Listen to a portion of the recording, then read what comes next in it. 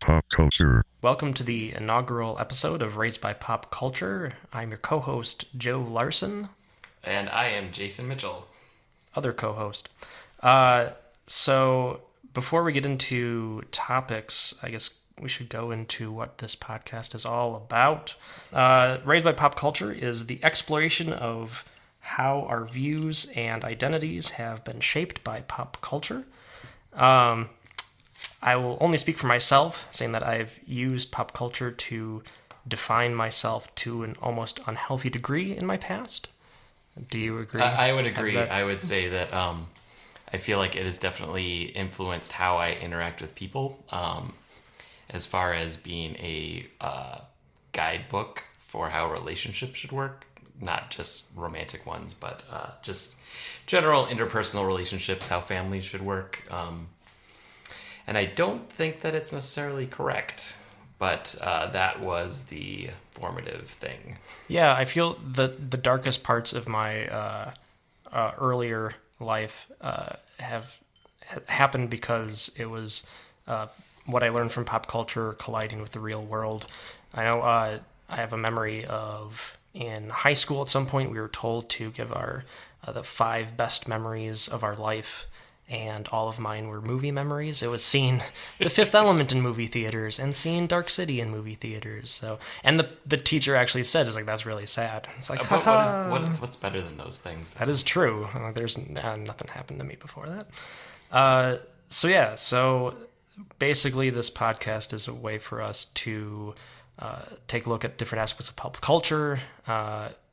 Moving past like things, well, we just like this, and trying to deconstruct it and see its deep ties into our lives and identities.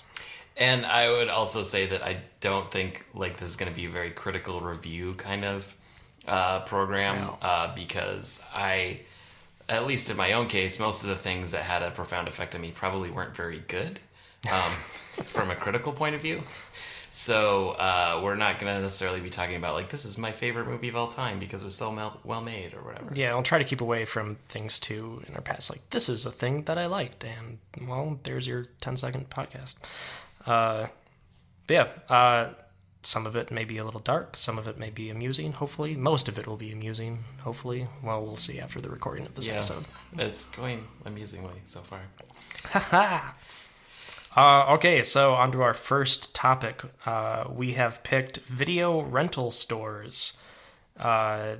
This is pretty fitting for the both of us since we've been both very much influenced by film to the point where both of our respective careers at this point revolve around film in certain ways.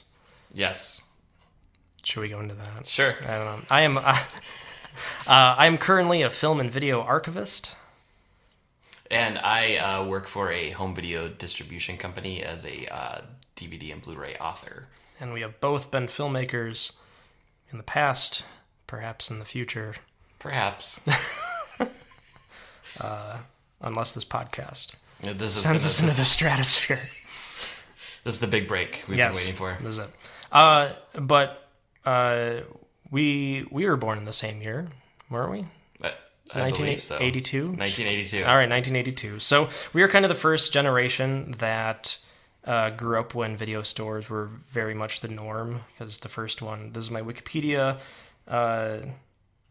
research, the first video store in America was 1977 in LA. So by the time that we were born and growing up with as kids, there was the big boom of the videos, and hence the video stores.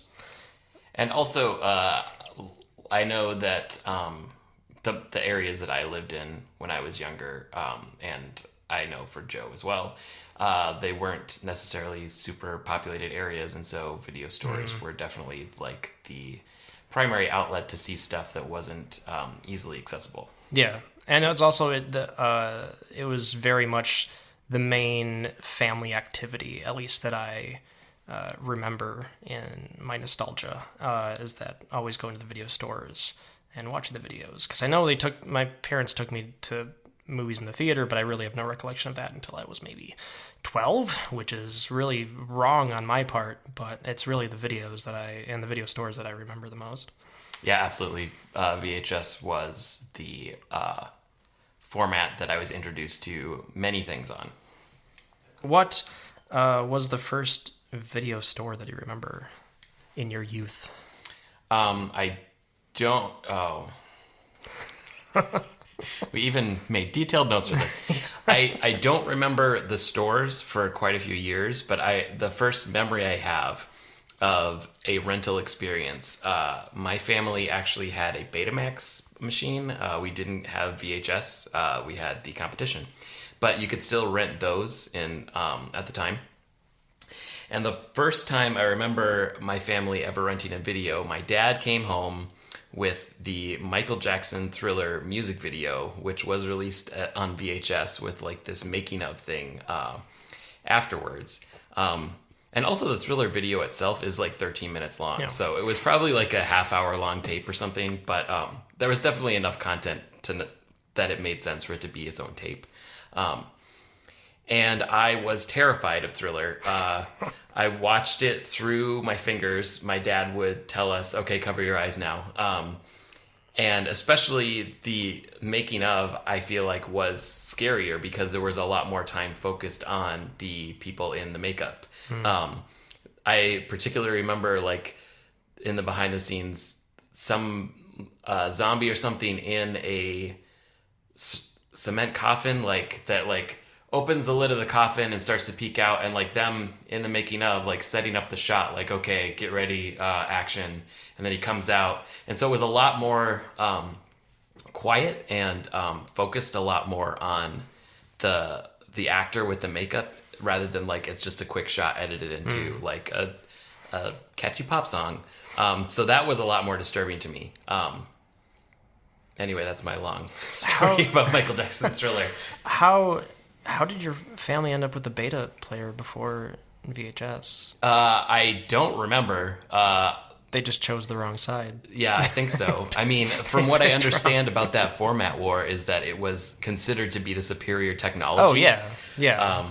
They're only hour-long tapes, which. Oh, was that the case? Yeah, that's the big reason. Most people say that porn was, like, the porn industry was why VHS, which I'm sure plays a part of it, but I think the hour-long limit on beta was also. I mean, now that you say that, that sounds familiar, as I remember a lot more double packs of the tapes. I have some memory of Raiders of the Lost Ark. I don't even know if that's really a thing that we actually rented, but I know we did rent a bunch of stuff. I have a specific memory also of renting The Little Mermaid and trying to dub it. I think at that point we probably had a VCR as well, so we had a VHS deck. And so I think we tried to direct dub Little Mermaid onto a VHS tape, and it didn't work. I just remember, like, we set it up to run overnight, and then in the morning went and checked, and it didn't work. And I don't know if there was some sort of copy protection. I imagine that's the case. Yeah. But those are my memories initially. And then also just being able to tape things off of television. I remember recording a lot of episodes of the first season of The Simpsons. Oh, yeah. And at some point during that run, my mom told us that we weren't allowed to watch The Simpsons anymore, probably because Bart Simpson said words like hell and damn it. The one program that I remember more than any other taped off of television was the He-Man Christmas special. And I don't think I was into He-Man at all when I was a kid. It was more my brother's. He was 3 years older than me, so he was more exposed to it in the early 80s. And I think the only He-Man that I watched as a kid was this Christmas special over and over. So that was one of those things I had to go back years later and fix in my head. I was like, oh, I watched He-Man because of course I watched He-Man. I was like, no, it was this Christmas special that we had taped years earlier, and that was it. In terms of actual video rental stores, Wausau, Wisconsin's where I grew up, and right now it's a pretty big city in the state, but when I was growing up there, it was pretty small. It was very slow to the take in a Hollywood Video or Blockbuster coming in. So the main source of rentals was in grocery stores. And there was one in particular, the 29 supermarket, I have vivid memories of. And I think it was more, actually, I remember it more for the video games than the tapes. But I know that's where we did all of our rentals. Because Nintendo came out in '85, and we didn't have a Nintendo. I actually looked this up. I have a collection of old, like middle school writings of an autobiography, and I write in it because I was obsessed with pulp culture as a kid. Is like I have detailed notes of like we for Christmas in '87 we got a Nintendo. So for those 2 years, we would rent. You'd be able to rent the Nintendo system and games from the grocery stores. So doing that once we actually got the Nintendo. Because we only owned 3 video games when I was growing up on the Nintendo. And the rest we just rented all the time, which doesn't make sense in retrospect, but that's just what we did. And I remember it was such a thrill to rent games because back with Nintendo and Super Nintendo, you had the built-in save points. That was long before memory cards. Yeah. So you'd get these games and someone had saved right before the end or somewhere in the middle of the game. So you could experience all these portions of the game that you couldn't otherwise get to, because I was pretty terrible at video games without a Game Genie. I always felt bad about if you'd rent a cartridge and like there weren't any open save slots to be like, oh well, I have to delete one of these. Oh yeah, because there's like, probably I'm gonna delete somebody's game. Yeah, there's some kid who keeps renting this game. Yeah. To keep playing their own game. And so I feel like the default choice in that situation is to just delete the one that has the least amount of progress. Oh yeah, yeah. Because they can easily catch up to that. So that was my first store, and it was years later then when Blockbuster and Hollywood Video came in. Then they became like a big thing that all of a sudden a plethora of movie history was available. Right. The first store that I really remember is we moved after that whole scenario with the Betamax. That's when I was really young and lived in Utah, but we moved to Maryland, and I remember pretty regularly going to, it was a gas station that had a wall in the back with tapes on it, and like it was the same gas station that I would go buy bubblegum from. When I was way into bubblegum when I was a kid. I was trying weird flavors. There's a lot of weird flavors of bubblegum. That's a future episode of Raised by Pop Culture. It's definitely a lot of content there. But yeah, it was always... And I feel like a big reason why it was also a ritual for my family is because it's cheap compared to going to the movie theater. Like, there were movie theaters around, and we did go to the movie theater for, like, bigger movies. But... we'd go to the rental store and get like 3 or 4 movies at a time and just burn through them. So, yeah, I think that was the reason why it became such a big ritual for my family, is that there were 6 children in my family. So I had 5 siblings, and nobody really liked the same kind of stuff. There was some overlap there, but everybody sort of got to pick their own tape, and then you had to sit through everybody else's movies. But I also, on the same topic of documenting stuff about pop culture, I was going through a lot of my old journals from when I was in middle school, and most of what I'm writing about is what I ate that day, or what we did, like what stores we went to, or what we rented from the video store. And that is most of the journal is like, today we rented House Guest, and I don't even remember.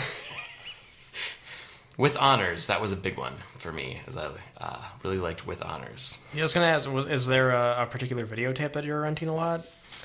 I can't. I feel like even in the journal writings at the time, I was very much like, if I've seen it, I'm done with it. And there was some entry about like Casper, where I had seen Casper before my brothers and sisters, but then they hadn't seen it, so we rented it, and I was like, well, I'd already seen it, but I watched it again. And so I think I was sort of like annoyed with the concept of like rewatching things, because there was so much to get through. So I don't know that I necessarily had one that I rented a lot.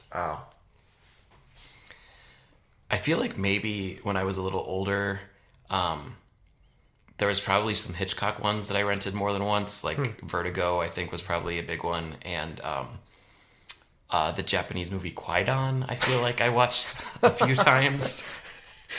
Let's get into that. How do you pick beyond like what's marketed and what's like the big movie that you've been waiting for to come out? Like, if you're just going to pick something that you don't know what it is, what was your process for making choices? Well, when I actually started that's kind of fast forwarding quite a few years, because I feel I was very much fine with the notion of we would go as a family and get kind of, whatever the parents want, we could get what we wanted to. But when it really came down, when I was getting into my late teens, the VHS covers, of course, helped a lot. And when I first started getting into foreign movies, I don't know, like whatever, because there's like one picture on the front and about 3 photos of the movie on the back, and within that, the one I remember the most is Kikujiro. It's a Japanese movie with Beat Takeshi, and there's one photo on the back of this guy whose face is painted like a watermelon, and then another photo of Beat Takeshi in like a Hawaiian shirt, or maybe that was the front cover. No, it wasn't the front cover, it was on the back.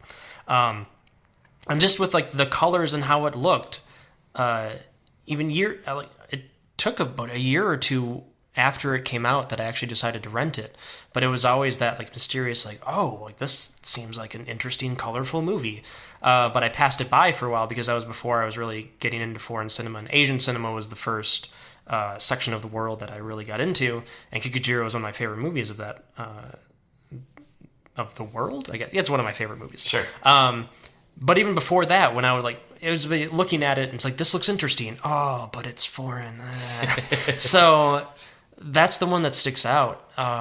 Other than that, I don't know. I don't know how I was finding out about these independent films. My guess is there was a magazine called Cinescape, which the first issue came with an issue of Electronic Gaming Monthly, which I was getting because I was so into video games. That was kind of my first like big thing, I guess. I was into that, sure. And also movies. But the first thing that I would define myself with was video games, and then movies came later.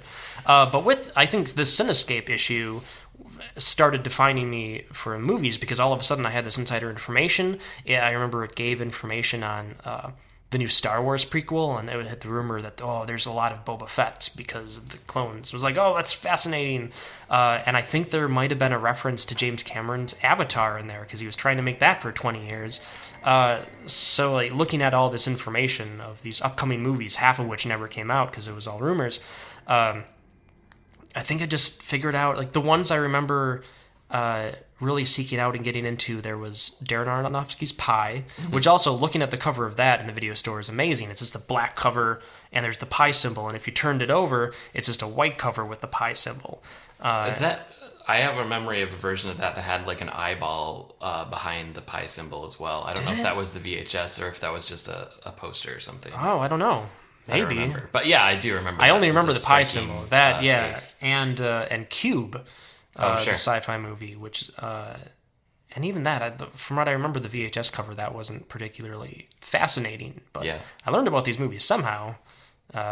And reading about Cube, it sounds really cool. So I think the back of the box thing, cool. Yeah, which I feel that's one thing that's been lost when you now when you read descriptions on like streaming sites, Netflix, they give you a little description, but when VHS was writing descriptions, some of that stuff could be pretty awesome and go into way too much detail. Right. I feel like I mean, I guess we're jumping around in chronology now, but which I don't know that we had a strong claim here. Damn it, no, we have to go back to 1992. I remember, the main store for most of my preteen and teenage years had, some deal on Tuesdays where you get 2 for 99 cents, but it was only the library titles. It wasn't new releases. And so I feel like I attacked them in this really systematic way where I would latch onto something that I was looking for. And one of the early ones was definitely Hitchcock. And I think in the 90s there was, or at least when I was renting these, there was a lot of series that would have a really similar design to the cases, so you could easily recognize them on the shelf. Even though they would be alphabetically all over the place. But be like, oh, I recognize that type treatment or that. It's like how the James Bond movies are, right. How they've always been with DVDs and VHS before that. So, you would find these little tasks to sort of check off your list, I'm going to watch all of the Hitchcock movies that are there. But then also, I I know, like, I always really liked comedy, but I felt like dramas were more important. And so the way that you knew that it was really important was if it was 2 tapes, because if it was super long, then it must be really good. So I know that I would, like, go down the shelves and look for tapes that were, like, rubber band 2 tapes together, because those must be the classics. Those were exciting. I mean, even getting into, like when I was really getting into foreign cinema, when you find those 2 tapes, one that comes to mind was Tarkovsky's Stalker, where you get like the 2 thing, and then I think a few of his had 2 tapes because he always made long movies. It's like, this is going to be some serious cinema that I'm going to be watching. Important. Yes. Like, I remember looking at The Deer Hunter a bunch of times, and it also probably is like, Best Picture. And I never rented it and didn't see it until years later, and at that point, did not like it at all. But it, like, I mean, that was the way they were packaged. Like, this is an important thing. Look at the awards it's won. Look at all the people that are in it that have won awards for other things that aren't this, but it's still important. But I also remember there were a lot of, at the time, books that film critics would put out that were just like lists of, like, alphabetical lists of everything that was out on video and like a star rating. And I believe we had a VCR that we bought at one point that came with one of those. I think it was Leonard Maltin. And just reading that book at home, like, I would just go through it. I would read it cover to cover. And then, because I remember I started to do that when AFI did their, like, in 97, they did their, like, 100 greatest American films of all time. I'm like, I have to guess all these. So I read through it and made my own 100 lists. I'm like, I bet it's going to be all of these. Just judging on their, like, 5-star reviews. Right. And so then there would be things that, like, I would always, like, look out for because it sounded interesting or, like, it was highly rated, but like Pink Flamingos, I remember being one that, like, this seems like a very important movie, and that would, like, I never found Pink Flamingos at a video store. I still have never seen Pink Flamingos, actually. I don't know that I want to. But that was definitely, like, a thing where, like, having no internet and having no context for what was good, and also, like, pretty quickly deciding that I didn't, like, trust the taste of my own family members. Oh, right. Where I was just like, okay, well, I have to figure this out on my own, and I have to figure it out somehow. And most of it was just watching a bunch of stuff that I did not like at all. But at the time, I probably told myself I liked it. Oh, yeah. Yeah, there's definitely, like, different eras of my life. I'm like, this is the thing that I'm always into. And then immediately when I'm out of that era, I'm just like, no, like, half that's crap. I only like that because I was in that era. And it just continues. Yes.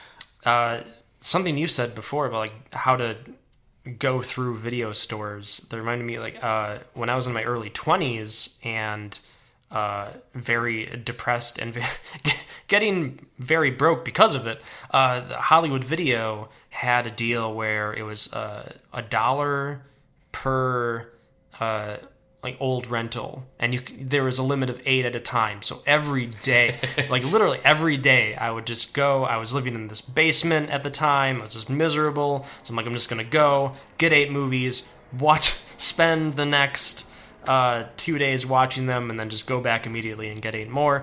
And it became like there was no way to, like, how am I gonna pick movies? I just started going alphabetically through every section, and that's the one thing. The thing is, like, my mindset at that time and how I was going through these movies so fast, all I really remember is that's when I started watching Woody Allen movies, because I was going through the comedies, so I saw a whole bunch of them.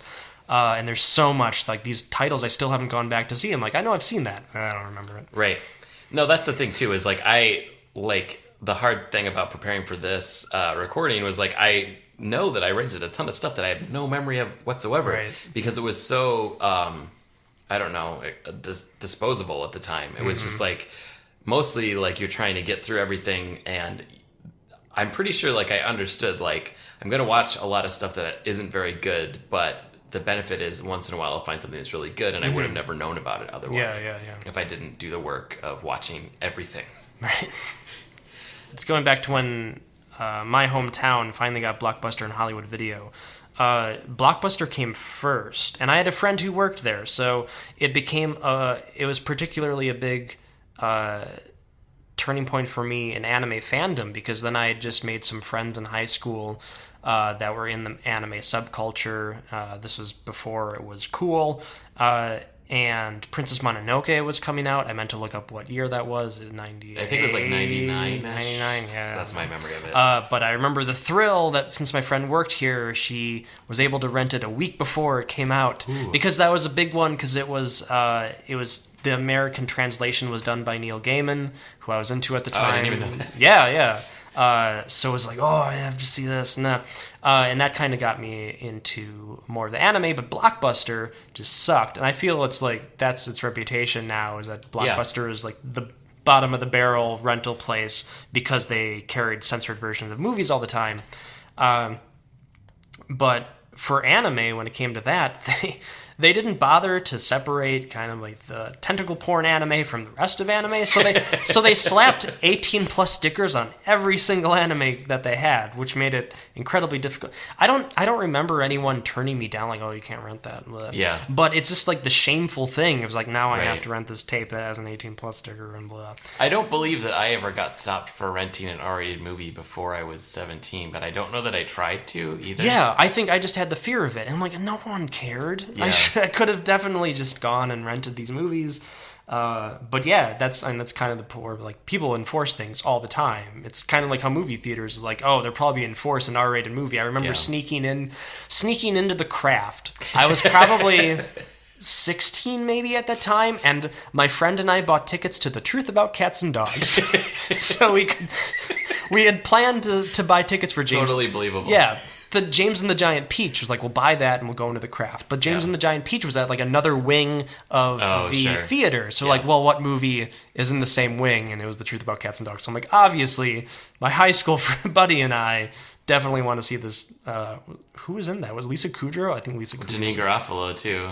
I don't remember. It's not a movie that I feel like really I probably remember. saw it at some point. Yeah. Anyway, so yeah.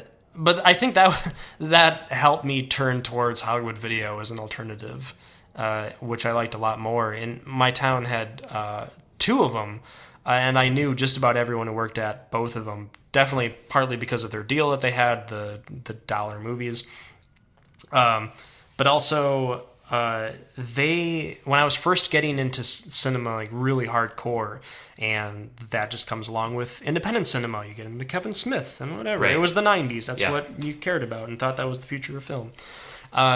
They had a program called First Rights, that they would put out this First Rights video collection, and it was all first-time directors putting out these like no-budget indie films, and they would carry them. And I have no idea how they picked them up. It must have been through film festivals, maybe. I don't know.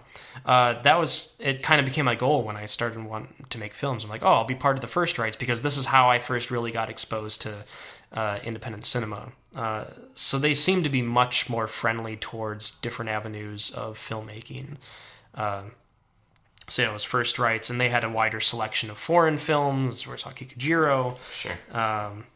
And they probably had Pi, too, when I was getting into that and showing that to impress my friends. Although there was a third video store, which I actually didn't intend to talk about. It's Family Video, and it's still there. It's still in places in Wisconsin, which boggles my mind. And it's great that they're there. And all of their sun-bleached VHS covers that they have in the giant windows. 30-year-old tapes. Yeah, but there was one, it was in 1999, I remember this, because my friends and I were going to have a 48-hour movie marathon and not sleep, and we were going to end it off with watching the opening night of The Matrix. Mm-hmm. And my reputation among my friends had become like, I'm the guy who knows what weird indie cinema to watch because I've seen it. But the problem is, I knew about indie cinema, or weird cinema. Weird cinema was the big one. Sure. I knew about weird cinema because I'd read those movie guides, but I hadn't actually watched them myself. But I would pass them off as like, of course I've seen this, you should watch it. Right. And I remember one particular, I recommended them all to watch David Cronenberg's Naked Lunch, which I never saw for years afterwards. I'm like, oh yeah, rent this, it's weird, it's amazing. Sure. And they were like, nah, that movie was kind of strange. I had a similar falling out with a friend of mine in high school that we used to always watch movies together. and it was Requiem for a Dream, which I had forgotten that Blockbuster only carried wouldn't carry anything that wasn't R-rated until you just started talking about it. But I remember going to, I think, a Hollywood Video to get the uncensored version of Requiem for a Dream because there was the cover said edited version or something. That was a big controversy. That's what really turned me against Blockbuster. Not that it matters at all. Right. It's no, Blockbuster, I disagree with your philosophies. But I went out of my way to go find the uncensored version of Requiem for a Dream, and was I don't know how I feel about Requiem for a Dream. I don't think that I like it. I think it's a terrible movie. In retrospect, at the time, I loved it, but I mean, I really like the way that it's constructed. It doesn't make me feel good to watch it, but it was definitely very interesting and very unique at the time, and seemed pretty revolutionary as far as 90s indie cinema was all just people talking or Tarantino. And so I showed it to my friend, and the only thing he said when it was over is why did you show that to me? And I didn't have an answer to that. I was just I don't actually know. I thought you would think it was interesting. And then he stopped trusting my taste. Oh, yeah. I turned my own friends against me because when I first really got into Asian cinema, and it was reading Ain't It Cool News. Mm-hmm. That was the big website, which is still around. Yeah. But they were going crazy for... Well, I read mentions of Battle Royale, and they were also going crazy for... Sympathy for Mr. Vengeance. Oh, sure. Because Harry Knowles had put it as his favorite movie of the year. And that's when I first got into buying bootleg Asian movies. Because that was the only way to see that for years. That didn't come out until after Oldboy came out in America. I didn't see it till after Oldboy. But then, of course, after that, then it's Takashi Miike. It was you hear so much about it because of Audition. Yeah. And it took a while for his movies to start coming, at least to Wausau. But all of a sudden, there was... Audition popped up, and there were a few others. I remember it was City of Lost Souls and Visitor Q were two of a few that just showed up at the same time. And I had shown my friends Audition, I believe, and they were like, "No, we're not going to watch anything." But I'm like, "No, and keep going with this guy." And I rented City of Lost Souls and showed them all. And City of Lost Souls is amazing. I'm like, "Yeah, this is..." So everyone's back behind Takashi Miike. But then I rented Visitor Q. Have you seen Visitor Q? I have not. Visitor Q is worse than Audition.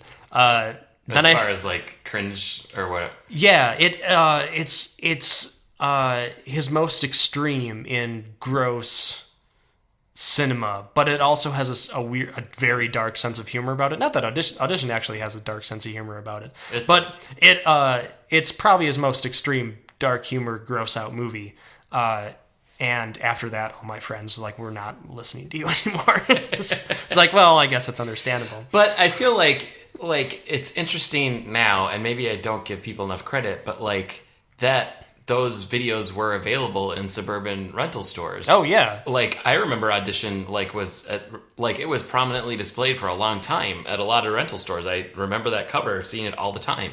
And that is not a very easy to watch movie. How I'm pretty shocked how so many, I guess, of Takashi Miike's movies ended up at this video store. I guess that was starting the boom of Asian cinema being popular, but still, they were getting everything as it came along, which was a real nice benefit, I guess, for living. Yeah, but that's probably the case, unless you were living in New York or LA. I imagine that's how most people watched any of those movies, even if they knew about them, even if they're in a cultural hub. There probably weren't a lot of things getting long theater screenings, right, or whatever, being on screens for a long time. You just have to hope the people running the video stores will be like, "Oh yeah, we'll order that." Right, but I feel like my experience with video stores is there wasn't a lot of moral well, we're not going to carry that because we're taking a stand against this, niche thing that nobody knows about anyway. If you want to pay money for that, yeah, we'll carry it. Yeah. And also, like, if you're asking about something, then there's a chance there's a bunch of people that came in looking for it and didn't find it. Yeah. And I feel it helped that since it was like late '90s at this point, that it helped of hearing, like, you're getting into movies and hearing Quentin Tarantino's story about how he worked in the video store and that was his thing. So I think that started to get a lot of really cool people in mainstream video stores. Or Clerks too. Yeah. Like that was like a big one where it's like, oh, that's so cool that you just hang out in the store all day and watch movies. So I think that opened up video stores as an opportunity of like, yeah, I'm cool. I'll get this. And did you ever work at a video store? I didn't. I did. I forgot that I did. I had this habit in my mid-20s to apply for jobs all the time and get them and then immediately quit. I worked at a Hollywood Video for 2 hours, and that was my training.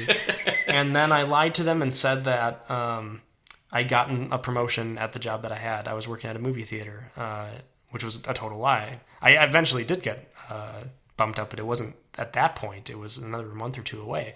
I knew you when this happened, right? Oh, yeah. I remember this now. Yeah. My thing was, like there was a period of time that this fell in that I swear I got 5 jobs that I quit within 24 hours because I worked it was a hotel across the street from Mall of America. Yeah. And its computer system was so outdated. I'm like, I can't handle this. There was a Barnes & Noble that hired me, and then I quit. I didn't even start. There was a Super America. I remember the Super America. The Super America was pretty awesome because I never worked there, but at the end of the year, they sent me back information for taxes saying that I like made a few $100s. So I was like calling them saying like, can you just take this away? And like, we can't. It's like, well, can you see if these checks that you say that I have got cash? And like, no. I was like, oh, can you send me these checks? And they did. It was like, oh man, that's so awesome. And yeah, there was one or two other things too. But yeah, Hollywood Video was one of them. But it was one of those weird things when I was living in Wisconsin. The video store was never a main goal. It was the movie theater that was the main goal for me. And I applied a few times and they never hired me, which is probably for the best because I think it would have been miserable anyway. Because it was very much like the fancy like vests and the little bow tie and mainstream. Whatever. So yeah, I never worked at a video store. I would have enjoyed it, I'm sure. Yeah, the benefit. I feel like since I knew people there just to talk to all the time, is like I don't feel the need to get myself into this community because I already was.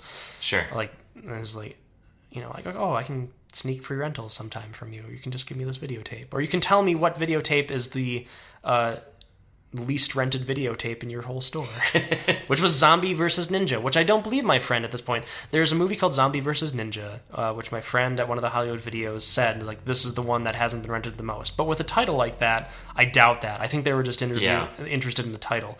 But it's a great movie because there was this director, I have no idea what his name was, but he would take these Chinese kung fu movies and split them apart and film his own footage and make whole new movies. And that's one of them, where it's like half of a Chinese kung fu movie about raising the dead to help train someone for kung fu, and the other half was these Italian guys with garbage bags for ninja suits and headbands that say ninja on them, so they're ninjas.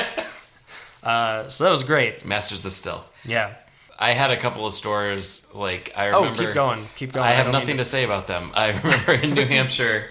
I lived in New Hampshire for like 2 years, which is like the bulk of my journal writing about video stores was when I lived there.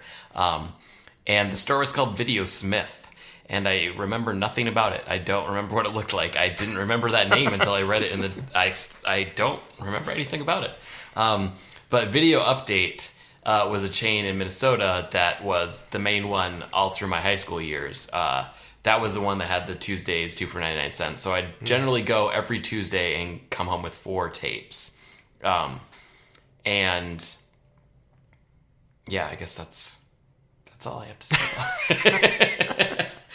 The only other memory that I have in my notes here about that store is, again, going back to having a big family and everybody renting tapes, but still at an age when like you were sharing the TV most of the time. Is I had rented Dancer in the Dark, and it was like the last day I had to bring it back that day, and you had to get it back by midnight or whatever, or whenever they closed, I can't remember. And so I was trying to get through it, and I believe that's a pretty long movie. I think it's over 2 hours. Yeah. And my sister had something that was airing live on television that she wanted to watch. I have no idea what it was. I think it was probably just an episode of something. And she was very angry at me that I was hogging the television. But I was like, I have to bring this tape back tonight. I just have to finish it. And like, we were arguing so much that my parents got involved and they were in the room. And it was decided, like, okay, just let him finish the movie. And so my whole family, in an argumentative state, my sister really pissed at me, watched the end of Dancer in the Dark, waiting for it to be over. And that was horrible. So that was a fun time. Where was this video update? Was it in Minneapolis here? No, it's a chain. It was a chain. That was when I lived in the northwest suburbs. Oh, okay. There was a lot of them, but the one that I went to was in Coon Rapids. But yeah, that was the main haunt. And like the ritual of renting videos with my family sort of just became the thing that like I would do on my own once I could drive. And then what I did with my friends, because that was just what I did. Like I didn't go out with my friends. We would go to the video store and then just stay at each other's houses all the time. Me too. I was never into like there was no like activities doing that we would social go to. things. Yeah, it was always like movie marathons. Right. And like I have a lot of memories about like, I mean, outside of video stores, just like VHS in general was just like what you did besides video games. Like in those same journals, I have a countdown to when Jurassic Park was coming out. Like up the week before, it was like 3 days until Jurassic Park. And I remember Walmart was playing it in the store on the TVs before you could actually buy it because they got their shipments in early. And just like standing there trying to watch as much of Jurassic Park as I could because we didn't go to the theater to watch it. I feel like we might talk about Jurassic Park again. Yeah, that's a whole nother episode. I guess going back, how was your family in, I guess, how were their tastes? Did they line up with yours as you were growing up? I mean, when we were kids, pretty much, because we were watching kids' movies. So it was pretty much the same kind of stuff, like the Disney movies, or like Mrs. Doubtfire, or whatever was like the popular movies at the time. Addams Family, the Ninja Turtles movies, anything Nickelodeon did. So it wasn't until like I started to get older, I'm the oldest, that like I started venturing off a little bit, I guess.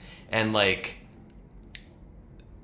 then it started to split up more where it became something I did more on my own, where I would go by myself and rent videos and watch them by myself. Did you have your own TV in your room? Eventually I did. Eventually I had an older one, and I think when I got a job and I had a car, then I like went and bought my own VHS player, and then I had an old TV or something. But then it became a thing that I'd watch things by myself in my room. But that was way later, not until maybe I was like a senior in high school. But I remember like just like my younger brothers just always sort of like interested in what I was doing. They would end up watching stuff with me. I remember like I have this distinct memory of watching Apollo 13 with my younger brother, or I don't remember. Yeah, I was the opposite. So my brother was older than me. I just remember his favorite movie is Rocky IV, so he rented Rocky IV a lot and watched that a lot. These are good stories. I have a couple of memories of interactions with girls around videotapes where I had a tape at home that was my in to like talk to them or like hang out with them. It's like, oh, you should come over and we could watch this, or oh, I'll come over and we could watch this. And most of the time that didn't actually happen. Like I remember being on a phone call with this girl that I liked all through high school. And for the timing was always bad, or she always had a boyfriend or whatever. It's not like I had a girlfriend. But there was a time when she didn't have a boyfriend and I had a car. And I was talking to her on the phone, and I had Rocky III, and I'm pretty sure I had it from the library, not from a video store. But I was like, oh, have you ever, came up, and I was like, you haven't seen Rocky III. It's amazing. He fights Hulk Hogan and Mr. T in the same movie. And she was like, oh, okay. And I was like, oh, I'll because that's the catch to get the ladies. Yes. Obviously. This is exactly what the podcast is about. Like my warped idea about how you interact with people is you find a cool movie that you can show them, and that makes you cool. So I actually made plans to go over to her house. This was like in the summer, I believe, and my parents were out of town. And I was like, oh, I'll come over and we can watch Rocky 3. And for some reason, my sister got word that I was planning to do this and actually called my parents and was like, hey, Jason's going to go over to this girl's house. And I think it was later at night. It was like 9 or 10 at night. And watch a movie. And they're like, absolutely not. They called me and they're like, you cannot go over to a girl's house and watch a movie. And so then I had to call the girl back and be like, my mom said I can't come watch Rocky 3 with you. Yeah. And then the other story is actually not that great of a story, so I won't tell it. But I know you wanted to get back to your marathon. I did, yeah. I completely forgot many minutes ago about the 48-hour marathon about Family Video. Yeah, it was at Family Video because they had the cheapest rentals. I think it was 50-cent rentals. And we were planning this big 48-hour marathon that we'd stay awake for, watch all these movies, and they relied on me. Like, you're the guy who knows the movies, blah, blah, blah, blah, blah. So I was like, okay, we're going to rent all these movies. But the problem was I didn't put any thought into how to pace movies and keep the ones more exciting because it's 48 hours. You have to have some exciting stuff. Instead, I'm like, I'm going to pick the movies that I wanted to see but haven't seen and hope that they're good. And the ones I remember, we did Adventures of Buckaroo Banzai, Adventures of Baron Munchausen, and Natural Born Killers. Those were the 3 that I remember. There were more. We had a ton of them. And we put them all into a blanket and shook them around and then pulled them out. And I remember, like, Natural Born Killers was the first one, and it was all right. None of us had seen it, so of course you're a teen watching that movie. Like, oh my god, yeah. Oh, I was so, blew me away.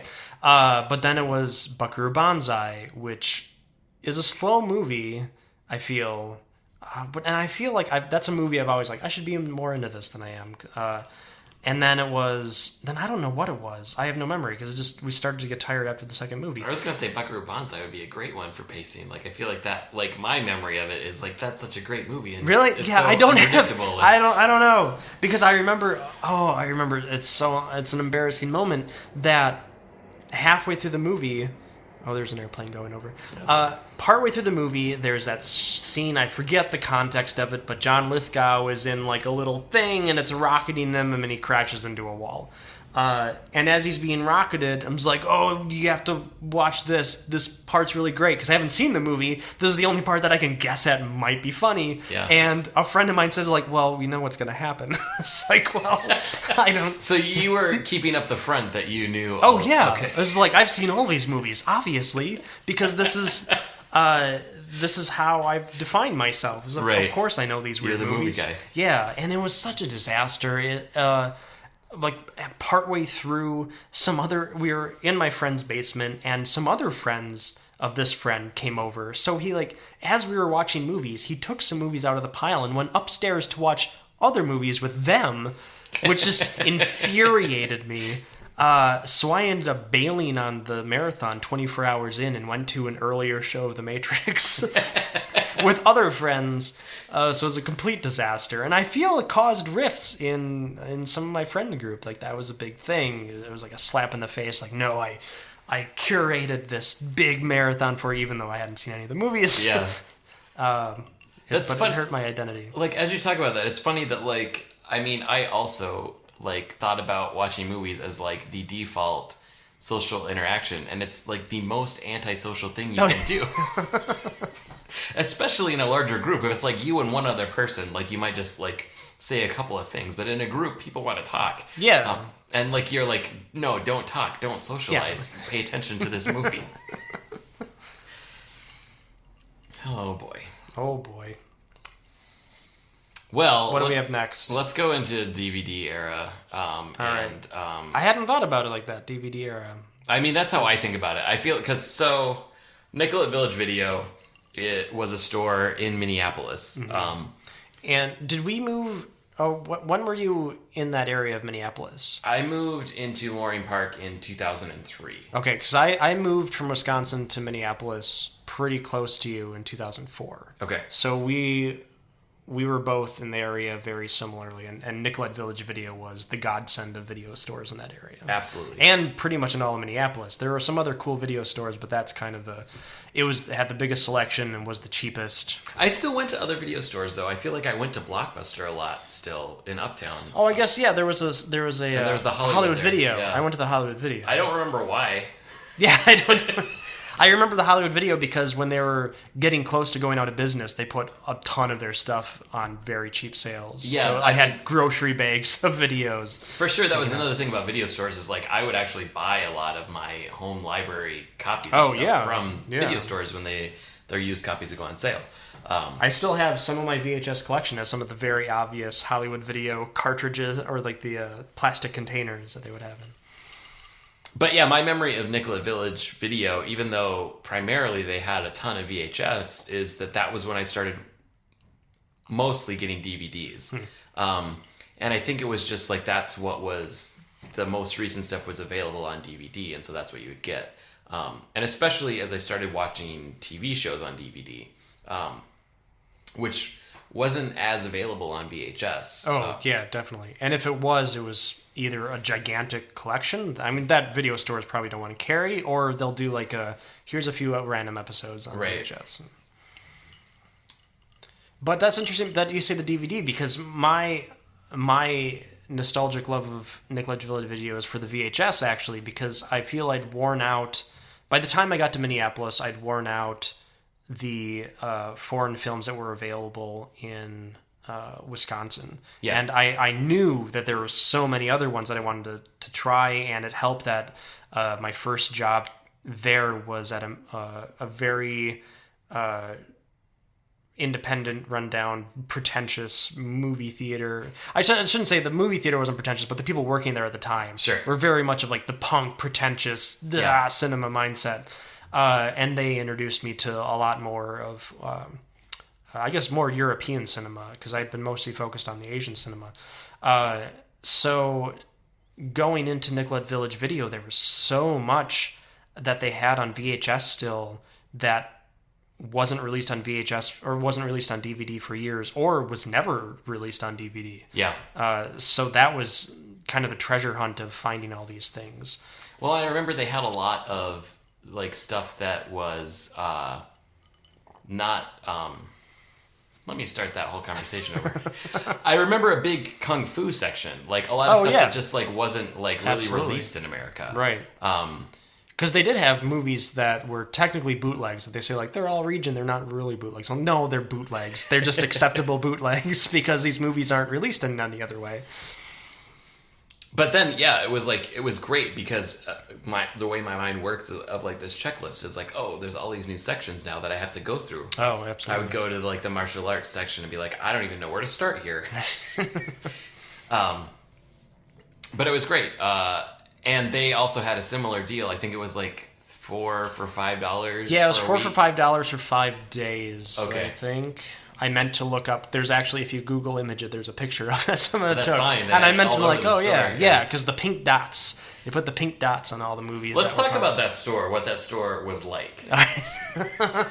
First up, my big memory, like just about everyone who worked there, and this ties into a story I want to tell about it later. Just about everyone who worked there was a burly, very unfriendly guy that had no patience for your movie asking shit. Right, you were interrupting their day by going into their store.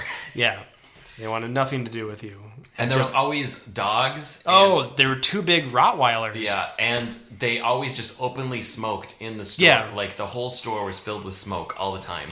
It was in this old, like it must have been a warehouse, something. It was a big building. And I remember up above, for a long time, there was like an all ages gay club or like that's center. That's right. Yeah. I never went up there, but like so if you went there at night, it was really booming. Yeah, there was like loud music playing from the speakers. I'm like, I want these kids to be quiet. I just need to rent some videos and go home and sit in front of my TV. What are they here on a Friday night for? So it was the very elitist film community that really delved into. But their collection was so amazing that you're like, well, I want to be a part of this because what they have is so incredible. And I think that was part of, like, for me at least, moving to living in a big city by myself for the first time. That was, like, part of it. I was, like, totally embracing it. Like, well, I'm going to be part of this community too. This is big city life. Right. Like, I don't watch garbage anymore. I only watch important art films. And definitely. So that totally fed into that. But, like, they also, like, stocked a lot. I remember them having a really great section of music-related DVDs. And not just, like, documentaries, but just, like, music video collections, which the kind of stuff that most rental stores would not carry. So just renting a DVD of music videos and going home and watching that, like, that's not something you could get from Blockbuster. So it was great. I guess that's all we have to say. Well, do you have any specific stories? I have a specific story. I remember once going there, and so their deal was like 4 for $5, and my memory of it was that with tax, it was like exactly $5.35. Oh yeah. So I remember once paying for my rentals with a $20 bill, but I also had the 35 cents. And so I was like, oh, I'll give them the change, and then they can just give me $15 even. But I think I wasn't paying attention and the clerk wasn't paying attention, where like I handed them the exact change, and so they assumed that I had handed them a 5 or forgot. So I didn't get any change back instead of not getting my $15 back, which at the time when I was living on my own in this crappy apartment in Loring Park, like that was a lot of money. That was like my grocery bill for the week. And so I came back and I was like, hey, I was in here before. Here's my receipt. I didn't actually get my change. And the person, I think I came back the same night, and the people working were like, oh, well, I mean, I don't remember that. We were over on the count for the drawer that night, but it was over in credit cards, so I don't think it was, I think you're wrong. I think you must have just lost your money or something. And I was positive that I did not lose my money. To this day, I still do not believe that I lost my money. But it became this whole ordeal over the course of a week where they're like, well, you have to come in when the manager's in, and he should be in this day. And I came back and like, oh, he's not here. You'll have to come back again. And like, I remember calling and leaving a voicemail. And when I finally got a hold of the owner, he knew who I was, and he was just like, okay, so what happened? And I was like, here's what happened. I rented this. I paid with the exact change. I know I had a 20 in my pocket. When I got home, I didn't have any cash left. He's like, oh, well, when you got home, that doesn't mean we didn't give you the change. Like, a lot of stuff could have happened. And eventually, like, I just gave him such a hard time. He's like, well, it's not worth it to me to even, like, make this a big deal. So I'll just give you the money to get me to shut up. And he just, like, pulled $15 out of his wallet and gave it to me. It was such an ordeal. And I was so mad because, like, I was definitely going to spend that money there. Like, I was going to keep coming back. And I feel like that might have been part of my argument. It was like, don't give me a hard time. Like, I'm here all the time. I'm going to give you all the money that I can possibly give you. Yeah, I don't know how... Because I was definitely a regular. I was there like every other day. And I don't really know if they acknowledge me all that much. Right, no. It's like, well, I guess a lot of their clientele was probably regulars. Yeah. But it's kind of like... It's one of those things like, oh, if I go to a place long enough, they'll know who I am. It's like a Cheers thing. Right. But they were never open.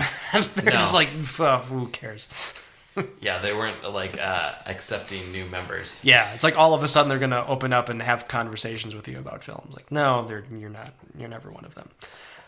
Do you remember anything specific that you saw, you had been looking for a while, that you were able to find there? Oh, the one that comes to mind was Nostalgia by Tarkovsky, because I had gotten into him, and was trying to see everything, and well, not even that. They're also, this might have been a matter of it actually coming out and was available. But Ivan's Childhood, too, was another one. But Nostalgia was the big one. Nostalgia was because I found that on VHS. They had it on VHS. I clearly remember that, and that's one of my favorite Tarkovskys. And I think that one is streaming on Netflix for free now. Is it? I think so. Wow, because I feel that never made it to DVD. That might have went straight to VHS, from VHS to streaming. I don't know. But that was the big one. In terms of other VHS, I don't remember. I just remember always hunting through their foreign section, and like bypassing when they had like the DVDs stacked when there was like the little indent. It's like, yes, you're a VHS. Yeah. So, the story that sticks out in my head though a lot of Nicollet Village Video, when I was mentioning before about the very unfriendly people who worked there, for a while, opposed from that, there was this particularly attractive lady who was also working there and was super friendly to me. Yeah. And I'm sure super friendly to everyone. But in my like non-social, anxiety-ridden head is like, crush. Yeah. And never talked to her. But there was one time I rented this anime called 8-Man After. And I didn't even watch it because I was renting, you rent the 4 movies and just didn't get around to it. So I brought it back. And then, of course, whenever you bring back videos, you're there to rent more. And she came up to me while I was looking at movies, like, oh, excuse me, like, did you rent, like, you rented 8-Man After, right? And for a split second, I'm like, oh, because you know 8-Man After and you love it, and you're going to have a conversation with me, and it'll be great. What she says is like, oh, there was like a lipstick kiss print on the DVD. And I was like, oh my God, this is going the wrong way. What I had no idea about. Yeah. And she's like, yeah, there's like a lipstick kiss print on this. Did you know that? And I was like, oh my God, no. And wasn't me. Yeah, it was like, no, like, I didn't even watch it. I don't know, it's like maybe your friends like played a trick on you or something. It was like, in my head I'm thinking like, haha, watch movies with friends? Like, I don't hang out with people. Who am I watching anime with in Minneapolis? But so it was this awkward like, haha, no, I don't know. And she went back. And then I'm sure that's such the community that would do it, and I was a regular. If I was ever known as a regular, it was that day. And it was like, oh, he's the lipstick on the DVD guy. Yeah, because I feel like my memory also of the other customers at Nicollet Village Video was it was kind of a lot of weirdos, like people that were like semi-homeless, which... Well, who was doing their advertisements? Fancy Ray. Fancy Ray was doing their advertisement. Not that attributes to that, but it was kind of like that very like weird. It was like a vibe to it. Yeah, store. It was a very like and just the way they alternative. They decorated the store. There was like posters everywhere that they would like deface, and I remember like a prominent Dee Dee Ramone poster because there was that Dee Dee Ramone documentary that came out in the early 2000s. Eventually, it moved and became Filmzilla. Yes. And that broke my heart. Yeah, when it closed, I mean, that was already deep into Netflix being available as like the mail disc rental. Yeah, I had stopped going to Nicollet Village Video as much because the rare stuff I was looking for had exhausted, and Netflix discs, they weren't doing streaming yet. Yeah. They just had these things available that I wasn't able to find even. And that stuff was always available. Like, that wasn't the stuff that was like, oh, you have to wait for this. It was like, nobody wants this. You can get it right away. So it turned, because, like, poor, drunken college student, I'm like, well, I only have so much money, so it has to go towards Netflix, more towards Nicollet Village Video. But yeah, then it moved quite a substantial distance. Yeah, all the way across town. Yeah. And the space was smaller, so they actually got rid of all their VHS. Like, they had them in a storage space for a long time. And then, I don't know the details of this. I just heard, like, rumors of people talking about this, they had them in a different place. And I believe they did have a list. They had a printed list of all their VHS that they had. And you could go in and ask if they had something on VHS. And if they did, you could come back in a week and they could get it for you. Yeah. So I'm like, well, no. That's, especially when Netflix is available at that point. I'm like, I can't, like, the main reason I was going to you, like, the one, I remember, I think I only went there once, and I was looking for Curse of the Demon for a Halloween movie party, and they didn't have it. And it was like, oh, you don't have it, and Netflix did. Yeah. Actually, they didn't. I scratched that for my movie marathon. But I think I Walked with a Zombie from Netflix instead. But yeah, I think that was when it came to me, like when I actually saw the list that they had. I'm like, oh, this is how you're working now. Like, yeah. this takes away what I really loved about this place. Well, and I feel like I probably mostly rented DVDs from there, but I still did rent VHS, and like a lot of stuff that was available there was only on VHS. I remember they had a copy of Coven, the American movie, because it was signed by him. I remember that reminds me. Their horror section was great because they had that. They had the actual thing you could rent without American movie. It was just on its own. It was just its own release of it. And I also remember they had, and this is really not tied into that at all, but they had Dario Argento's Inferno. Which features the actual like death of a cat, and someone had taken a full-sized cover sticker and plastered it on it, saying like, "Don't rent this movie. There's a real cat death." Like, that's what I remember their horror section as. But yes, they actually had it. But I remember I really got into Nicollet Village Video because of the TV on DVD stuff, and I watched the whole run of The Sopranos, probably. I mean, I caught up to The Sopranos, renting the DVDs from there. But the problem with a lot of those discs was they were really popular, and they were always scratched. And so there would always be, problems where you'd have to bring it back and be like, this one's scratched, and sometimes they'd have another copy, and sometimes they wouldn't. And that, I don't remember that happening a lot with VHS, where I had to bring it back to the store because it didn't work. I do remember it once with the movie U-Turn, bringing it back because I'm like, the colors are all messed up on this. And they popped it in their machine. It's like, oh, it plays fine. I was like, oh, it must be my cheap VCR. They had another copy, and I brought it home, and it was the same thing. The colors were all messed up.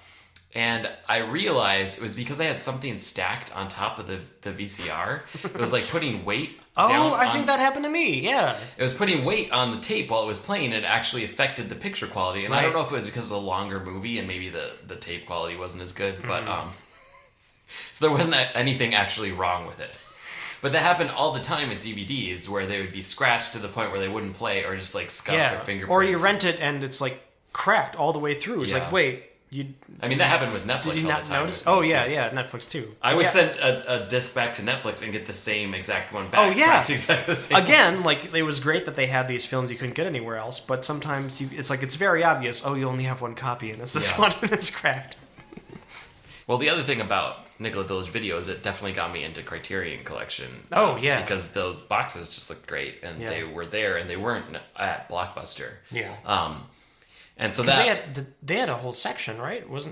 They eventually did. Yeah. I think at first it was mixed into the Foreign or wherever it went. Right. But then, it became a thing. It just sort of took on a life of its own as a company anyway. Right. But that definitely was these look great, and they just look like they're important. When I was a kid, when it's the two tapes, two VHS tapes, it's this looks like an important thing. Yeah. And so I definitely got into Criterion Collection there. And after they moved to Filmzilla, and Filmzilla did not last long, and it eventually closed. They basically put their whole library up for sale, but they didn't have prices on anything.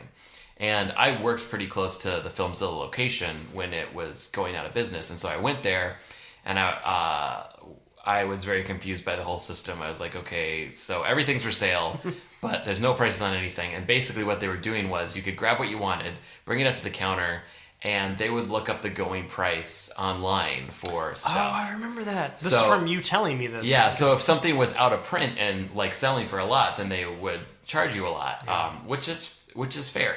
But it's why don't you do the research? But also, and also, I'm buying a rental copy that has been rented a bunch of times and isn't even guaranteed to work. I know this from renting your DVDs before.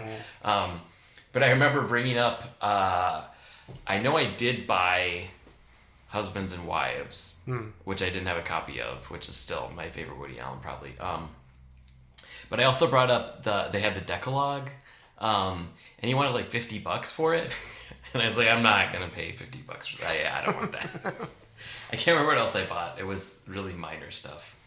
But I also feel as this conversation's been going on, I feel like a lot of people blame Netflix and streaming in general for the death of the video store. But I think for those kind of independent stores, I think internet porn probably hurt them a lot more than Netflix did. Oh, yeah. That was a huge money-making tool for Village Video, I feel. Yeah, and like all of the the video update chain that I went to when I was in high school, they had a porn section. Like I feel like except for Blockbuster and did Hollywood Video have porn? I don't think they did.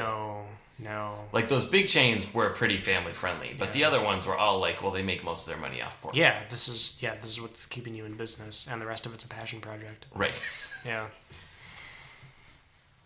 So, I guess moving on to actual tapes, were there any elusive tapes that you either spent years hunting down throughout video stores or just actually never found? I do remember that I was looking for stuff that was recommended from probably those VHS guides. Mm-hmm. One that I never found was Faster Pussycat Kill Kill. Oh, I still have never seen that movie. Because, and I don't know if I talked to you about this I think recording. We did. Because the rights for his movies is really weird. And they're actually selling DVDs on a website, but they're abnormally high. But yeah, and I remember just working at the theater, it was whoever was in charge of the rights, you could never book his stuff because they were always asking way too much money. And there was a screening of Faster Pussycat Kill Kill that happened in New York a few years ago where they sold out hundreds of people there. And the guy announced, said, like, we're still losing money on this because it costs so much, but we just want to show it. Whoever has the rights to it, it's someone in his family, I believe. There must be VHS tapes out there because why does anybody know about it? I don't know. If there is a VHS it's sort copy, of like a big cult thing. You have a computer. You should look at it. I should see if there's if we don't have time for that. I'd be shocked. I guess I don't know. I never thought about it. I'd be shocked if there was a VHS copy of it, but I don't know why I'm shocked about Maybe that. It was like a midnight thing. I don't know. Yeah, it was. It was, and like I'd actually looked into this for when trying to figure out what midnight movies existed before Rocky Horror, and Faster Pussycat's one of them. I mean, the other midnight... I think I just lied. I don't think that's... I think I'm thinking Pink Flamingos, which you had talked about. Yeah, I still know, like, I'm sure... But it sounds right. Yeah. It sounds right. So, I mean, Eraserhead was the other big one that, like, took me a long time to find, and oddly enough, I found it at Blockbuster Video. They had a VHS copy of it in their, like, cult movie section. Oh, yeah. Those were always... Can we talk about the cult movie section at video stores for a second? Yeah. Those sucked, because it's just like, who was in charge of this? They always had so much stuff. I remember they had Army of Darkness. That's one of my elusive tapes, and I think Blockbuster had it in the cult classics. Yeah, which it's like it doesn't. It's a cult classic for sure. Yeah, but it doesn't belong in what the rest of what they had in cult classics, like Liquid Sky and all these very, very weird, obscure, like. You're not going to get people renting stuff out of that mostly, except like it's a cult classic. Ooh, yeah. Army of Darkness, like right off the bat. It's just a horror. It's a classic horror movie. Yeah, it's a horror comedy, and it's just like, why is this here? Whereas Hollywood Video, it's in the horror, and that was one of my elusive tapes. I can get to that though. I feel like I remember stuff like Monty Python and the Holy Grail being in the cult classics, which is like it's just a classic comedy. It's so vague. That's I guess. I don't know. Has streaming improved that? Like putting things in better categories? I don't know. It's more like niche categories, but I don't think they're better. Yeah, I mean, it's still a free for all. Really. It is. That there's quite a number of movies that is like, what do we do? It's like, well, just put them in just put it in comedy. They're like, no, it's a cult classic. It's like, no, that was a bad idea from the get go to do these stupid cult classic sections. And I mean, another elusive one for me was Twin Peaks, because when I'd heard about Twin Peaks for years, and when I finally, and I think the first season came out on DVD without the pilot episode, because it was different rights at that point. Right? Yeah, there was a separate VHS release of that, and so when I finally went about trying to watch it, I went to a bunch of stores to try and find anybody who would have it, and I'm pretty sure I watched. I can't remember where I got the pilot from. Eventually, Nicollet Village Video did have the whole VHS release where they're like, I can't remember how many tapes, but it's like 5-hour tapes. There's like 5 episodes on the tape. Yeah, the very, very compressed VHS. But I went to a bunch of stores and I couldn't find them. I remember there was another store in Minneapolis that was a tiny little video store that they did not organize anything alphabetically. It was just primarily only VHS, and this was like 2004, 2005. They only had VHS. They had a small shelf of DVDs, and nothing was alphabetized, but they did have the Twin Peaks set, and it was in one of the only special sections they had, which was the director's section. Oh. And those tapes cost more. Was this Cinema Revolution? No. Oh, okay. I forgot about Cinema Revolution. No, this is that place. It's like a cell phone store now. It's right across. Oh, yeah. It's like 28th and Hennepin. Right. And so they also, to get a membership there, you had to write a check for $200 as a deposit in case you were going to steal tapes. Yeah. And I was like, I don't want to write this check for $200. But it's the only way I can watch Twin Peaks. So I did, and it was also like a one night only rental, and I think it was like $5 or something. Jeez. And I was like, I have to crank through this tape, this 5-hour tape in one night to watch it all, and get it back. But then I found a Hollywood Video out in the suburbs somewhere that had the whole run, and I watched them there. But I remember when that store went out of business, I was terrified that they were going to cash my $200 check. Oh, and I was like, what do I do then? Like, I can't afford it. I don't have $200 in my bank account at any given moment. Yeah, I know Twin Peaks was hard for me too. The Hollywood Video in Wisconsin had it. Thankfully, they had the pilot and they had the whole series except for one tape in the middle of the series. It was, I believe, they reveal the killer of Laura Palmer, and then there might be one more episode, and then it was just 5 episodes missing, which is a huge thing because, like, the show really drastically changes. Yeah. So those very, very important 5 episodes, I was like, well, I guess I'm not watching these, and you go on with the rest of the series, and I was like, well, it's kind of making sense. It gets to the end, and especially when it gets to the doppelganger idea in the end, which is very clearly established in those episodes I missed. I was like, well, this is weird. I kind of know the idea, but it seems out of the blue. It's like, oh, it wasn't out of the blue. It was years and years later. It might have been the DVD release, actually, when I finally saw them. I was like, oh. And then it all made perfect sense. Yeah. Then obviously, every single thing about this show makes sense. As for me, did you have any other releases? No. For me, I mentioned Army of Darkness. There was a holy trilogy of movies that I had in my head. Holy Trinity. Holy Trinity. Yeah, I guess it's not an official trilogy. Holy Trinity of movies that I wanted to rent when I turned 18 and could get a card, which I feel silly about now thinking back because my parents probably would have rented them for me had I pushed it enough, but I don't know. But in my head, it was just like, oh, these are the ones. When I finally hit the age, these are the first movies I'm going for. Army of Darkness was one of them, which shouldn't be rated R. It's rated R, and it's pretty ridiculous. It's a cartoon. Yeah, it must be the language that. I mean, it's kind of gory. Yeah, sort of. I don't know. Well, that one, it was ridiculous that was rated R. There was Strange Days. The Catherine Bigelow movie, because I loved the idea. It was like, oh, this is all about the end of the world in the year 2000. I don't think I've seen that. I didn't know it was Catherine Bigelow. Oh yeah, it is. Oh, it's fantastic. It's so spectacular. I remember the cover, because is that the one where it's like the mouth is like stitched up, or is that? No. What is that one? Is Strangeland? Strangeland. Oh, the Dee Snider horror movie. I don't know. Maybe it's the Dee Snider horror movie. That's another one that's spectacular in their. Terrible explanation of what the internet is. It's like, Dee Snider, you don't know what the internet is. So they have this little girl explaining to her police chief father, like, this is what you do on the internet. No, Strange Days has Ray Fiennes and Juliette Lewis and Michael Wincott and oh my god, I can't remember the guy's name, the big bully guy. He is also in Bringing Out the Dead, the Scorsese movie. I haven't seen that one either. Oh my god, that's like my favorite Scorsese movie, which is a weird favorite Scorsese movie, I know. It is. But the third one was Until the End of the World, it must have been one of those double cassette ones. It's a Wim Wenders movie. It's the ultimate road movie because he shot it in 1 billion different countries.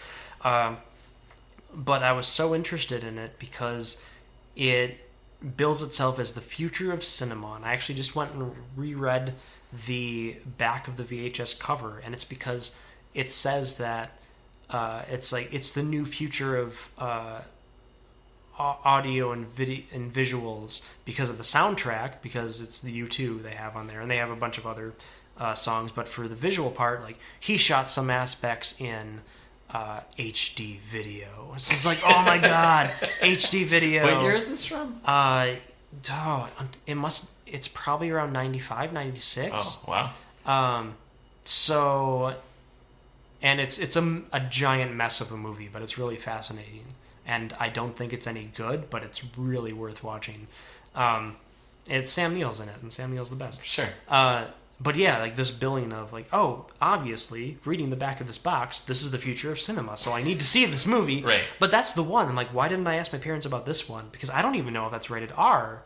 It probably is, but it seems like it's so vague and weird in its description. I can be like, can I see this? And they're like, fine, you're going to have to watch this 5-hour sci-fi movie.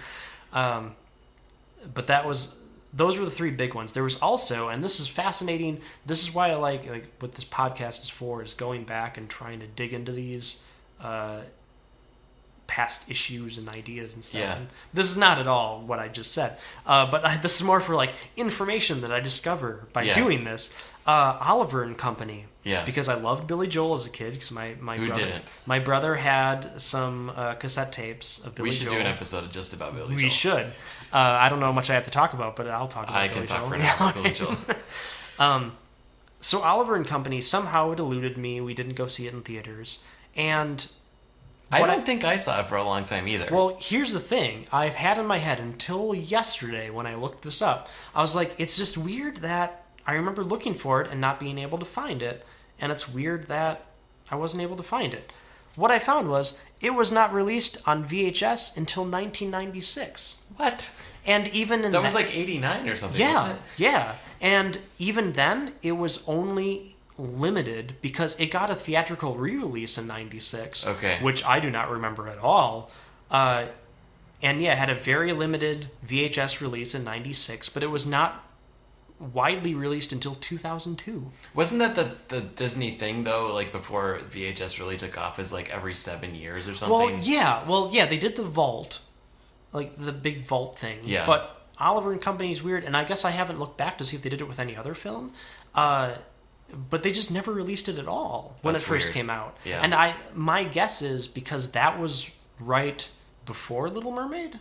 Yeah, I'm guessing. I think it was the one right before. Where like Little Mermaid was so big, they're like, yeah. Screw and the this one. VHS for Little Mermaid, I feel like that was the first VHS when I was a kid that like was the one that like everybody had to have. Oh, and yeah. like we couldn't afford it for so many years. But that was like the point when everybody's like, okay, we're gonna start a home library of Disney videos with the clamshell white boxes. Oh yeah. And Little Mermaid was like the big one. And they finally started releasing everything. But yeah, so that makes perfect sense. I'm like, why? Because I've thought for years, like, why did I never see Oliver and Company? I'm like, oh, because they didn't make it available. And I didn't see Oliver and Company until 4 years ago when I was going through every single Disney movie just to try to see the stuff I haven't seen and going back to see, because I got in that mindset somewhere in my mid-20s, like, oh, Disney sucks. And I'm like, but then by my late 20s, it's like, wait, no, Disney's amazing. Disney is amazing. So, well, and like thinking back, as you're talking about renting stuff, like getting your own membership to rent your own things that your parents wouldn't like, I hadn't really thought about that because I was definitely like a rule follower, and my mom was very much about controlling the content that we had access to. But I do remember the first R-rated movie that I saw was Alien 3. And I was over at a friend's house at a sleepover, and they had rented it. And I was like very nervous about watching this. I was like, I think I might just say I'm not going to watch it. And they can watch it. I'll go in the other room. I'm going to take a moral stance here. But then I watched it. And I mean, it's not a very good movie. No, not especially in that franchise. Yeah. But then, like, I ended up telling my mom that I watched it, and they... Oh, you had the guilt. They rented it to be like, oh, well, we got to see what he was exposed to and make sure it was okay. And I remember she had a talk with me. It's like, well, I really don't like that F word that they use a lot. But, I mean, beyond that, like, I think there was, like, implied sex that you don't see, but then it's just all, like, gore. Yeah, yeah. That's funny. That brings to mind, I think I was going to get at this half an hour ago maybe, but with my parents, I feel the desire to like, oh, get a card and rent these movies finally, was satiated a bit because my parents were actually really cool about watching movies, and it's hard to tell like what versions of movies I was watching their edited versions of on TV and what they actually rented. But what I remember when they rented, I have a clear memory of them saying like, Joey, I was then, come downstairs, and they brought me down to watch. Wait a second. You were known as Joey? You didn't know I was known as Joey? I did not know this. Until, what would my age have been? 7th grade. 7th grade was the year that I'm like, I'm no longer Joey. I'm Joe. You grew because, into a man. Yeah. I'm to be taken seriously. But no, I was Joey. There's people in my past, my childhood past, that if they still call me Joey. I was Joey. All right, sorry to interrupt. No, that's all right. We're learning new things all the time. But they brought me down and showed me the unedited chestburster sequence from the first Alien movie. And as a kid, I was like, that's oh, when you became God. Joe. Yeah, but I was like, oh my God. And they thought it was hilarious. Yeah. It was like, looking back, I'm like, man, my parents are awesome. Like, they really didn't have many qualms. Like, I feel like when I started to get interested in films, they questioned, like, why is he interested in these R-rated films? We're not going to rent those because they're going to have, Yeah. But if they knew it, and my mom especially was a huge, her favorite movie for so many years, might be still, is Aliens. So I was watching. It's a good movie. Yeah, it's fantastic. And so I was watching these unedited movies. We're like, yeah, no, this movie's great. And that's awesome that I was exposed to that. I mean, totally unrelated to anything, but it reminds me of like when I was in high school and really started to get into like forming my own musical taste. I remember like finding stuff that I really liked and like playing it for my parents, and I remember the reaction at the time that I didn't understand, but I understand in hindsight, as them being worried that I was going to be getting into drugs soon.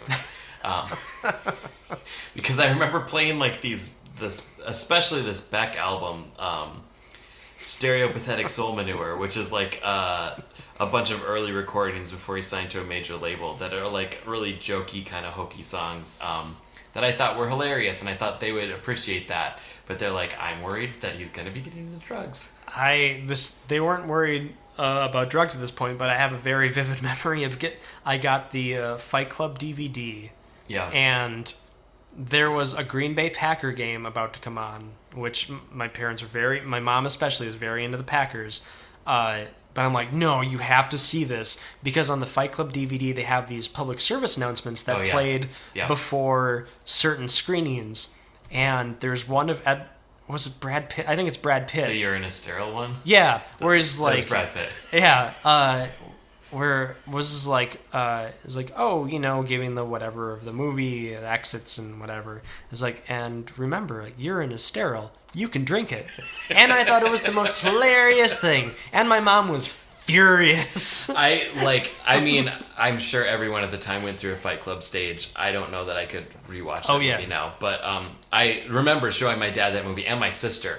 And like, I feel like there was this time period right around when I graduated high school and a little after where like my dad actively was like pointing to things that I liked and being like, I don't like that at all. Like, and I don't know what it was, but I also remember showing him Rushmore, which was a very important movie to me. We'll get to that one in a future episode.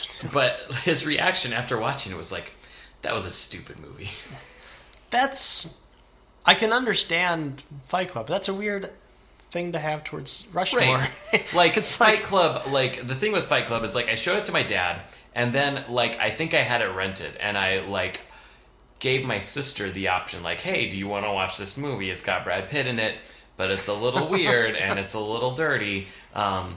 And she was like, oh, I don't know. And my dad was like, oh, you shouldn't watch it. And that might have pushed her over the edge. But he, like, put up this front that, like, well, I don't think you should be watching this. But then all three of us watched it together. So, yes, movies breaking down barriers of whatever, ethics and families. Yeah, the family stuff. So coming of age through movies. Yeah, there we go. That should be a better podcast. It's a podcast title.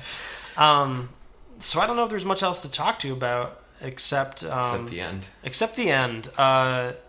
What our views are on how with video stores collapsing, what do we think about it? What are the pros, cons? Is it a good thing? I mean, I think that, like, definitely today, stuff is so much more accessible. It's, like, ridiculously more accessible than it ever was. And that is a good thing.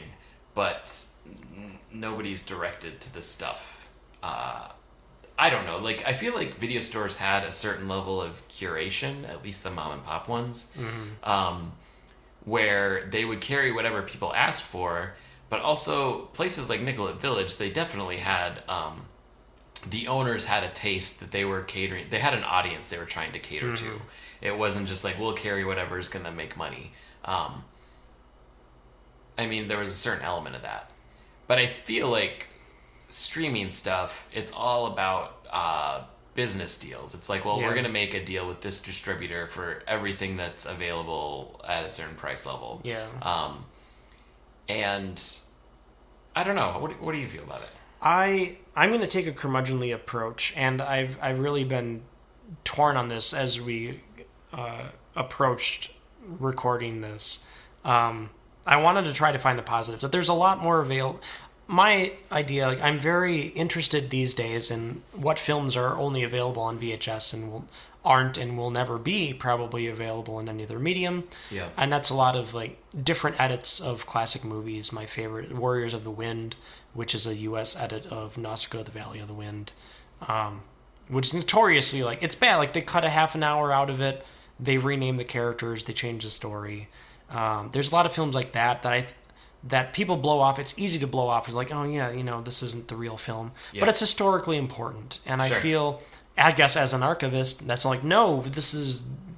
It deserves to be saved, even though if you think it's a piece of trash. Yeah. But there's also, like, for streaming, there's a lot of stuff that was never even available on VHS that's becoming available now. And the big thing was when Criterion joined Hulu, there was so much that Criterion owned but never put out in a format, like maybe Laserdisc. But that was all of a sudden like, oh, you can watch these things that you'd never even heard of. Or stuff that they're planning on putting out eventually. Or maybe never will. Yeah. So in terms of... And that Criterion deal with Hulu ended, like, as of a few days ago. Oh, did it? I actually thought it ended a while ago, because Criterion is doing their own they have their own thing now, the Filmstruck thing. But... Which, that's perfectly understandable. Yeah. And that's totally worth money. So it's not going to change, but it's not on Hulu anymore. But, I mean, this, like, me trying to look on the positive side, that was a big thing. But I think it really comes down to is how, like, the mindset of choosing films.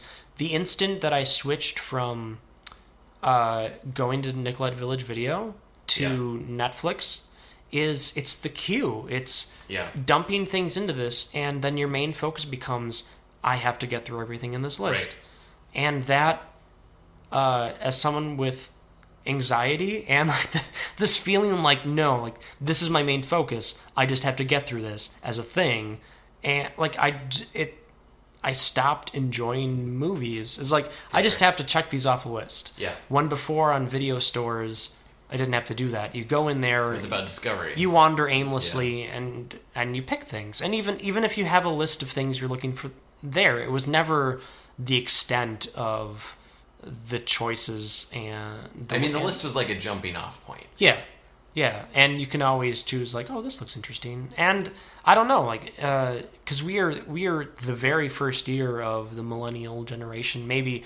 So I reject that. I'm not a part of it. Yeah. Well, 82, I actually researched it right before we started recording. And I'm like, is there something in there? Because Generation Y, I feel that's been long disposed of. Well, it's feel like Generation X, apparently the first year is 1965. Like, I'm sure the 1965 Gen Xers don't feel like the 1981 Gen Xers. So it's definitely like, we're the 82 millennials, and it's like, no. Yeah. But I always hung out with people older anyway. Yeah. But I guess the mindset towards the streaming stuff, it doesn't feel as satisfactory. And I feel like, well, that's curmudgeon-y, but also I feel like there's probably something to that. But I'm not scholarly enough to really delve into that as much. I feel like with the queue, for sure, like, I stopped getting discs from Netflix because, I mean, with the pricing levels changing, I, like, eventually cut down to, like, well, I'll only keep one at a time. Mm-hmm.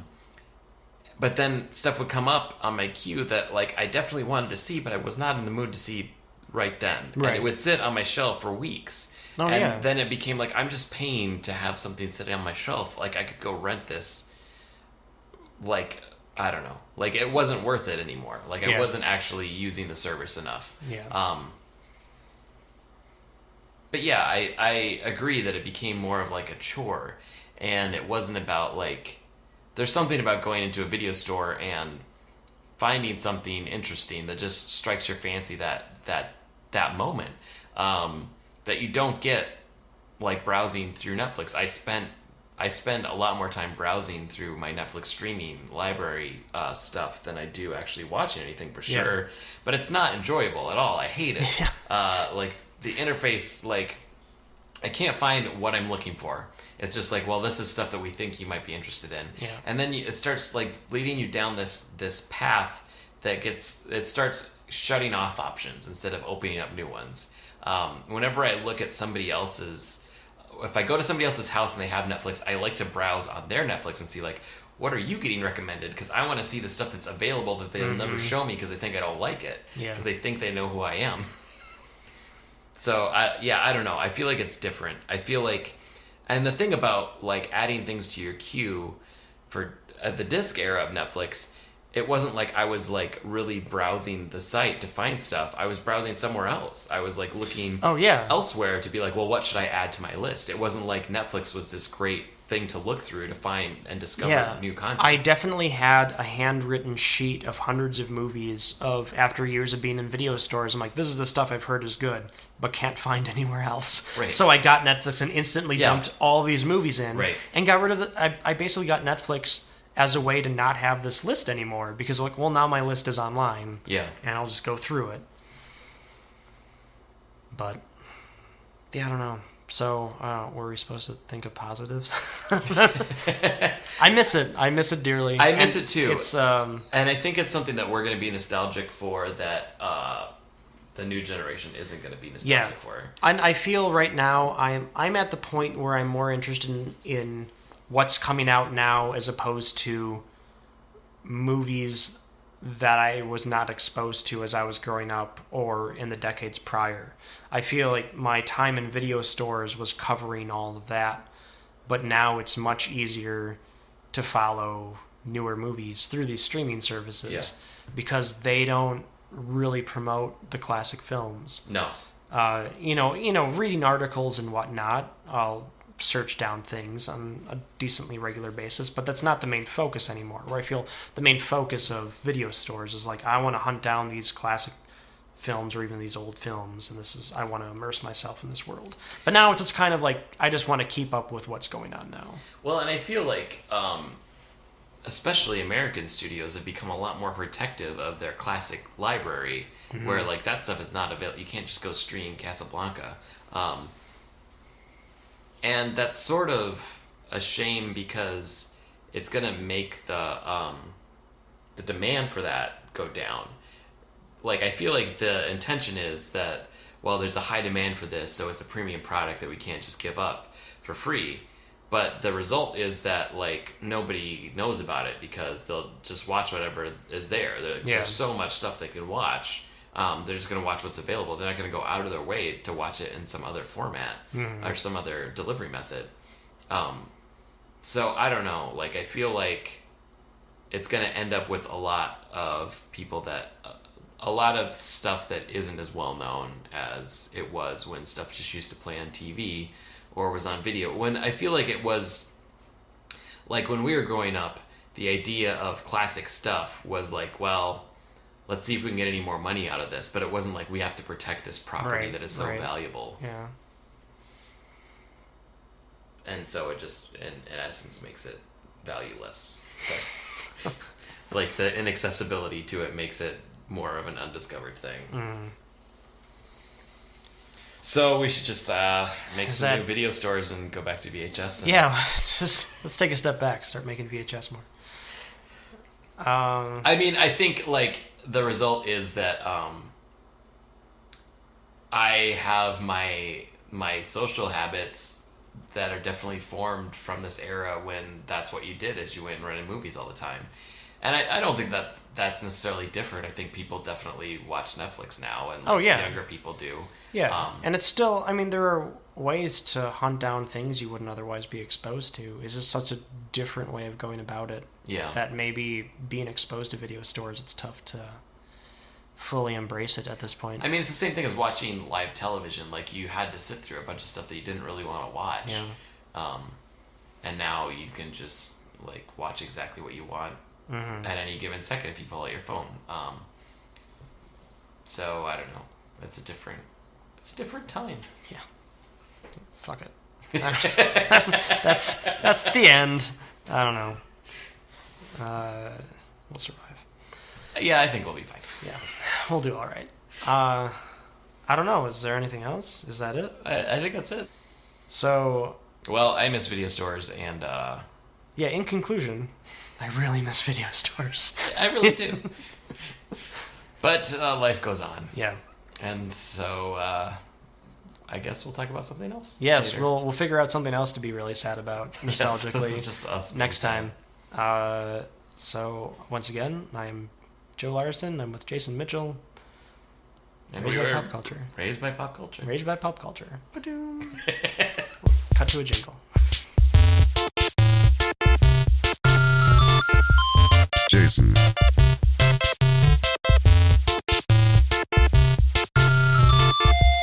Joel. Raised by pop culture.